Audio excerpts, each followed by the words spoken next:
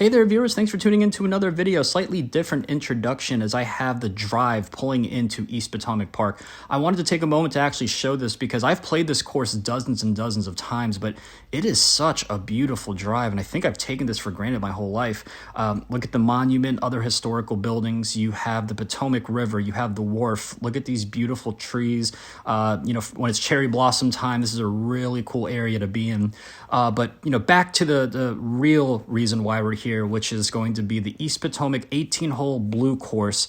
And for those that are regular on the page, you might have noticed I've already played East Potomac. It's on my channel. However, I played from the white tees previously, and I also played, I forgot when, but it was really, really cold. The ball was barely flying, course wasn't in great shape, so excited to show it off during the summer season where it's in peak shape. Okay, and we're off. Here is hole one. It's a straightforward par four. One thing you learn about this course, it is very, very open. Very open. It's almost linksy style. There's random trees here and there. The only one thing you want to avoid in hole one, you see that tree on the right? It's so funny how you can go super far right off the tee and you'll just be in the 18th fairway or maybe light rough and you can still be in play, but that tree just causes havoc. I think everyone who's played this knows it's the one thing you think about on your tee shot. So here we go. Good drive, good shot onto the green, and we're putting for bird. The goal for today is, just to play straightforward golf, boring golf.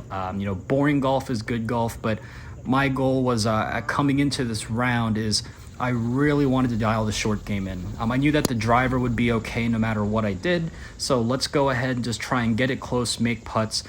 So here we go, hole two. This is a longer par four, and there are a few par fours on this course, especially if you're playing into the wind, which we were today on this one. So you'll notice here that I have about 160 yards. My 7-iron is about my 170, 175 if I really catch it club. So I took 10 to 15 extra yards, and you'll notice I actually end up still a good 5 to 10 yards short. So I hit the green because, funny enough, this arguably might be the longest green in the entire East Coast. It's like 90 yards long. I'm not kidding. Okay, so a two-putt comfy par, we are never mad. And here's the first par five. It is playing into the wind, so I tried to put some oomph into this, and whenever I do that, it's just a natural banana fade to the right. Luckily, welcome to Links Golf, or welcome to East Potomac Golf. You're always in play like 9 times out of 10. And then I'm going to commentate live on this one because this was a really good shot. That's the shot of the day.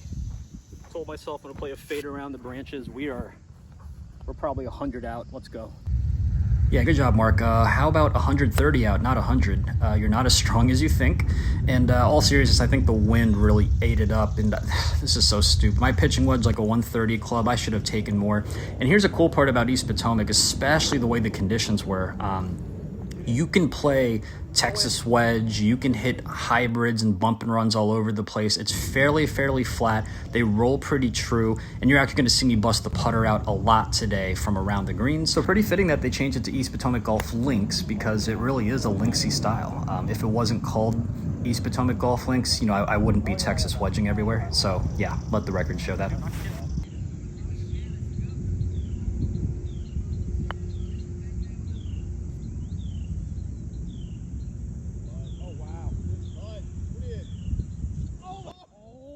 God, are you kidding me?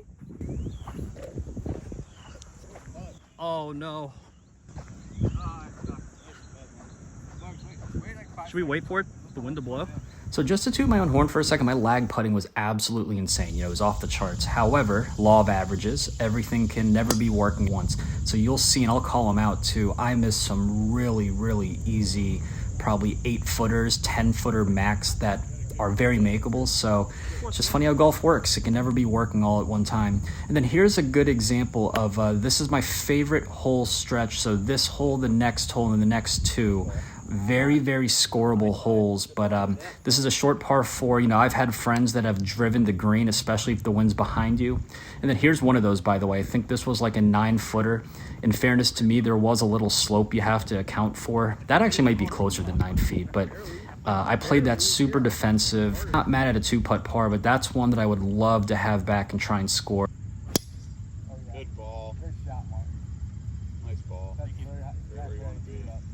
Wow, thanks guys. Thanks Dan the Rando. You're the man. Can't wait to golf with him again. We exchanged numbers. If you're listening, Would love to play with you. We got the Poe Cup coming up. Maybe we throw him the invite because he was the man. But here we go. We have over 300 yards, 3-wood. Fun fact about my 3-wood, I don't know how to not fade it. Literally, if I try to turn it over, hit it straight, draw it, it just doesn't happen. So I just now account for the fade. And then here we go. We have a short wedge shot in. Here's another example of, if I'm going to score better, I got to get that close. But tooting my own horn again, take a look at this lag putt. The camera doesn't do that justice, but that was probably a good 25-30 feet. You're never going to be mad at a 2-putt comfy par, especially with a putt like that. Then here's a really cool shot. You can see the monument in the background, and that thing will pop up a few times. For those that are longer hitters, you can easily reach this green. I take driver, which is so stupid and unnecessary. If you've never played this course, just take like a 5-iron, poke it out, and you'll have a wedge in. I'm obviously greedy. I got lucky as it rode the cart path, and I was pretty much like by the green. But yeah, we get it on. And then this, I told myself, we're not leaving a putt short. I give it gas, and this is my first little tester of the day. We are scratched so far through 6. And this was a little scary putt because you can't see it on the camera, but it's a downhill putt coming back. Obviously, I drain it. That was like a 4 or 5 footer that I finally make. But yeah, that was a really, really good 4 there. And then this is the one hole. I come into this entire round saying if I bogey this hole, completely okay. I play this as a par 4. It's funny how you see me throw my hands up. I got super lucky. My ball was turning over, and I thought it'd go into the sand. It ended up didn't, and being pretty damn good. But while we're tooting my horn again for the lag putt, this one was like a 50-footer. It might have been longer, but take a look at that. We drop a dime to about 2-3 feet. I tap it in for par. The fact that I parred this, hey, that's mentally a birdie in my mind. And then what a gorgeous tee shot in between some trees going back to the clubhouse. Beautiful blue skies, just what a course. And while we're on the topic of hyping up East Potomac, while we're on the hype train here, just want to say for all the DMV people, what if I told you that this round was only $40 on the weekend? And for some places, depending where you're listening from, that could be normal or a lot, maybe a little, but in Northern Virginia, I guess the DMV area, there is nowhere you can find a $40 18-hole round with a course that's in pretty good shape. So shout out to East Potomac Golf Links and National Links Trust. Hopefully with all the cool changes and renovations coming, you don't jack the prices up. But very quickly, and actually on the sneak, we're scratched through 9. We are even par through the entire front 9. We are swinging good. Like I mentioned, good golf is boring golf, and let's go ahead and try and get low. It only takes one birdie to break par, and then we can try to hold on. And this is a really good hole to start it off on, as it's a short par 4, hole 10. Unfortunately, we were going into the wind, so I stepped on that driver and still wasn't close. But man, we threw a dart right there. And here's what I'm talking about. Lag putts have been phenomenal. That actually lost me some sleep right there.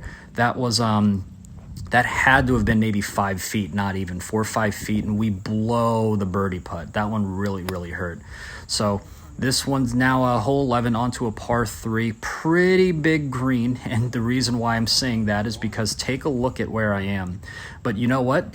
Because my lag putting is just unreal and probably the best part of my game right now, take a look at this lag putt. I think I say on camera, I might have muted it out, but I tell myself I think this was around 80 to 82 feet when I used my rangefinder to gun it.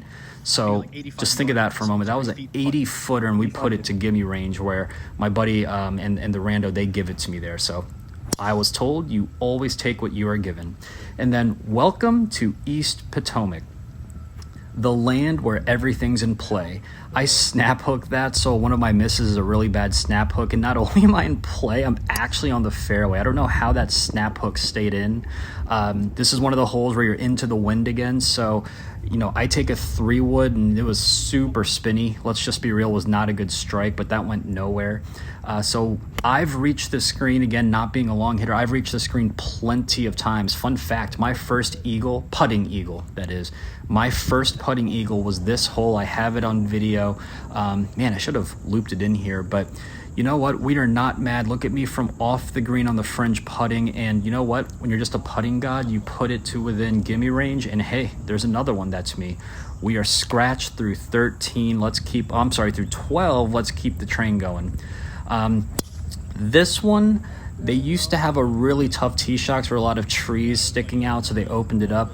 I mention that now because pay attention to the next tee box when you're going to see what we're working with there. And then here I take my pitching wedge, so if there is no wind at all, this is probably a full gap wedge, but I decided to take a good 10 extra yards, and look where we end up. We are in Dart City. Because my lag putting's great and short putting sucks, obviously I'm going to miss this, right? Yeah, we do. Not only do I miss it, but I leave it short. That one's another one. When I was cutting up the film and watching this, that was one that haunted me too. And then look at this tee shot. It is so intimidating. Me and the two other guys I was with, we were talking about how East Potomac has this it has a stigma of being very easy, very friendly, very open. But look at some of these tee shots. That tee shot is a joke. I literally told myself, I don't care what happens, if I snap hook, if I fade it, just get it through that little window and let's figure it out.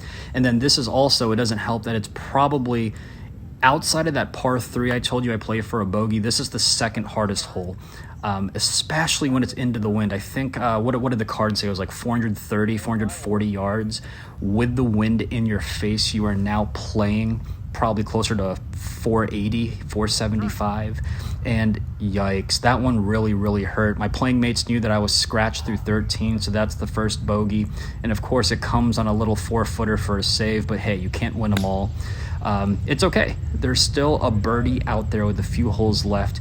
Here's a par 3, and so the good news is we were fighting wind the whole time. You have wind behind us. I didn't hit that good, and we end up short, so of course we hit the Texas wedge. Just to give you an idea, don't let that brown dead grass fool you. We are putting right through it, and we put it way too far. Here's another tester. This was about 8-9 feet, and God, there's the fist pump. Let's go. Good putt, good putt. Here's another one. Take a look at this tee shot. What is that window? It is such a joke. Like, some of the tee shots here, again, it's open, it's wide, it's friendly, but it makes you overthink a lot of these tee shots. I know the playing mates and I, we noticed it a bunch, and so hopefully this video shows that, yes, it's an open linksy course, but some of these tee shots, it really requires, to mentally lock in and hit a good shot. And I should have done a better job of calling it out, but I don't know if you've noticed in the past couple holes the Washington Monument in the background. I mean, how cool is that?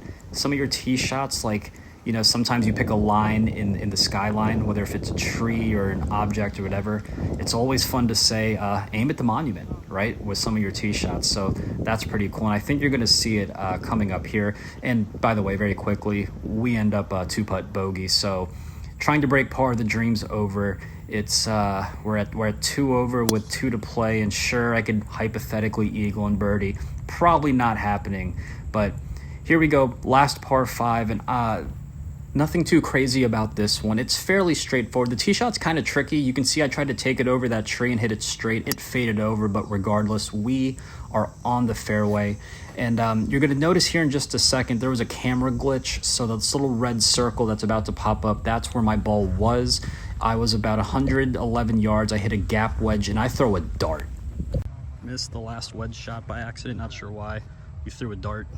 Got about 8 feet. All right, this is the hole that we break the short putting curse and drain a birdie. Come on. Oh, it does. It does turn right. I went right at it. Yeah, good job, Mark. You can lag putt it from 80 feet, but you can't make an 8-footer. Ugh, it's so frustrating. I was recapping the round. I left a lot of birdies out there, but you know what? We're okay. We're on to the next hole. Memory of a goldfish. And fun fact, I don't know why they didn't have it here. They changed the tee boxes. So to the left there's now an elevated, you have to take stairs, and you walk up like 15 feet worth of mound, and you actually tee shot from an elevated box. It is super, super cool. Not sure why they didn't have it open for today, but hopefully for a big tournament we're playing in a couple months, they'll have that open, because it changes this hole completely. It's gorgeous.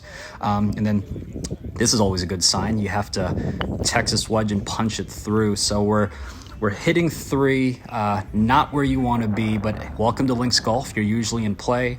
And then the notorious hole 18. I think a lot of people know this hole, and yikes, we end on a bogey. So overall, pretty decent round. I'm gonna throw my scorecard up right here, and you can see that pretty solid, pretty consistent. Good golf is boring golf, but hey, hopefully you enjoyed this video and this overview. Drop a comment, like, and subscribe. It would mean the world to me. And yeah, until next time when I see you, and hopefully it's me breaking par on this course.